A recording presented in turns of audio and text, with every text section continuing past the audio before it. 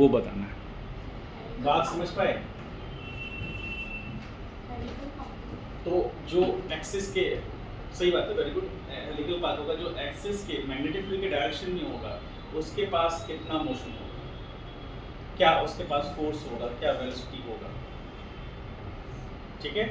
जो एक कंपोनेंट होगा वो तो मैग्नेटिक फील्ड की तरफ जाएगा और एक जो सर्कुलर पाथ के लिए होगा। तो सर्कुलर पाथ में यहाँ पर सिर्फ चेंजेस किसमें आ जाएगा, यहाँ आ जाएगा v परपेंडिकुलर। तो v परपेंडिकुलर मतलब the velocity which is perpendicular to the magnetic field, वो आ जाएगा। और एक होगा v parallel.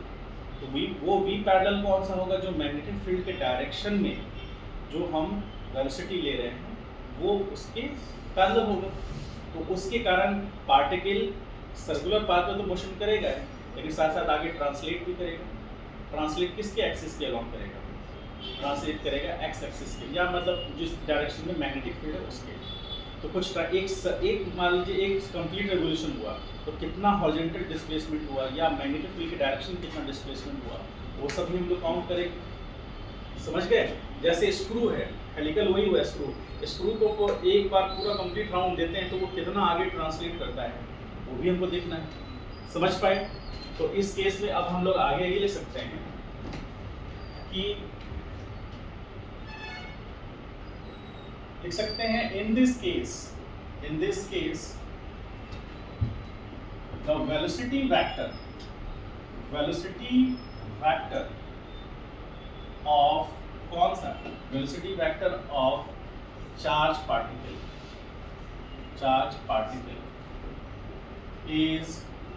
is perpendicular to the direction of magnetic field. So particle, कौन सा particle, charge particle is moving in pure circular path. Pure क्यों लिख रहे हैं,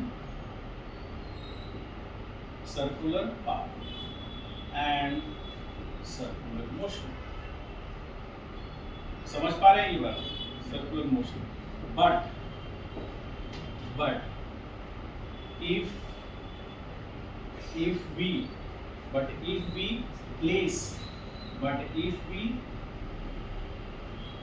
incline, कह लीजिए, if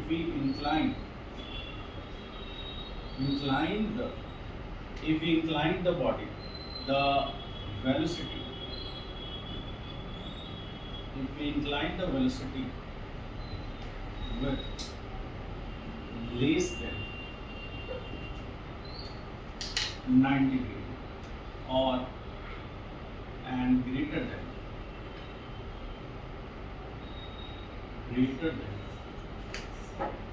0 degree, तो क्या होगा थीटा इस केस में, क्या होगा थीटा इस केस में less than 90 degree and greater than 0 degree.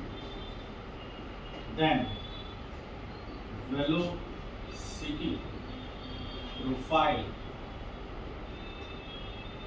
Will be, कौन सा होगा, velocity profile will be helical. होगा ऐसा? समझ पाए कैसे? चलिए इसको पहले कंप्लीट कर लीजिए।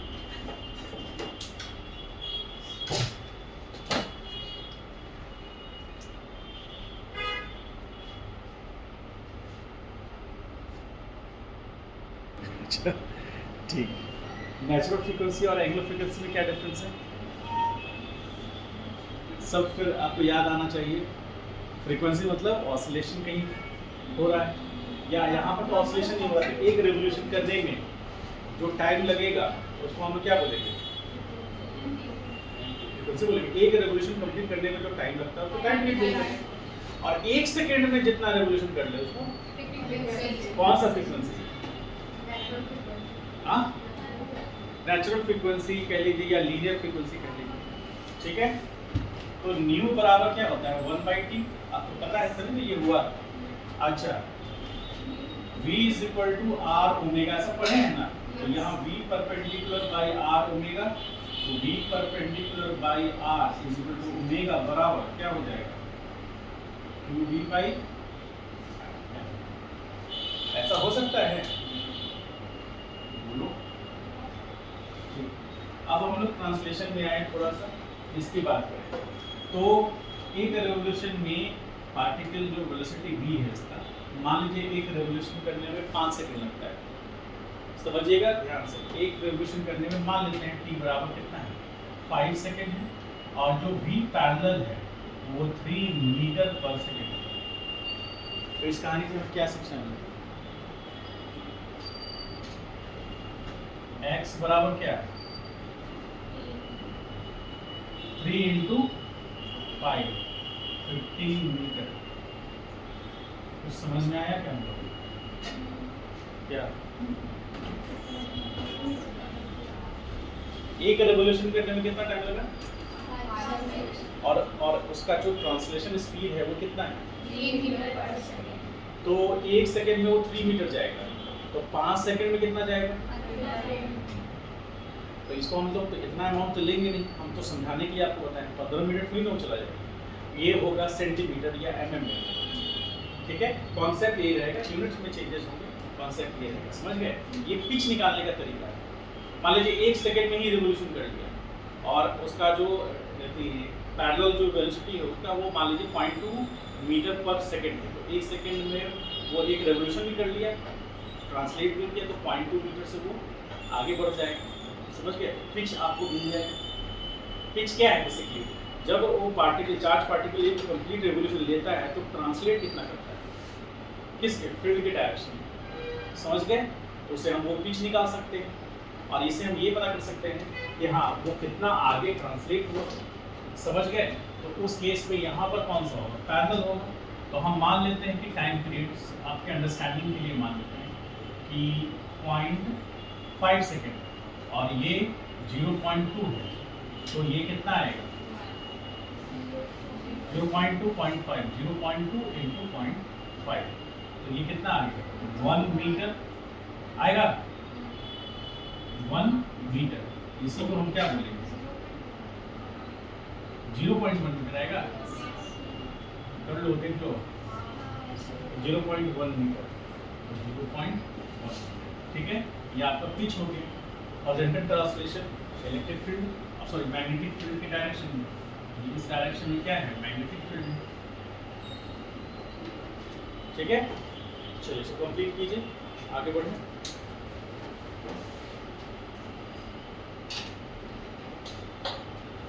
F पैरेलल क्या होगा बताइए, F पैरेलल कितना होगा।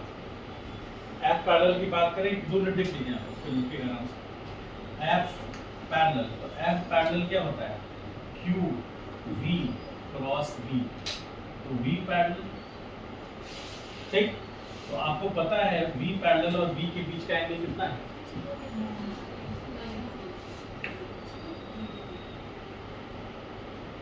sin 90 या sin 0, sin 0 का वैल्यू, इसलिए पैरेलल डायरेक्शन में कोई वेलोसिटी नहीं होगा, इसलिए ये वेलोसिटी क्या रहेगा बोलिए,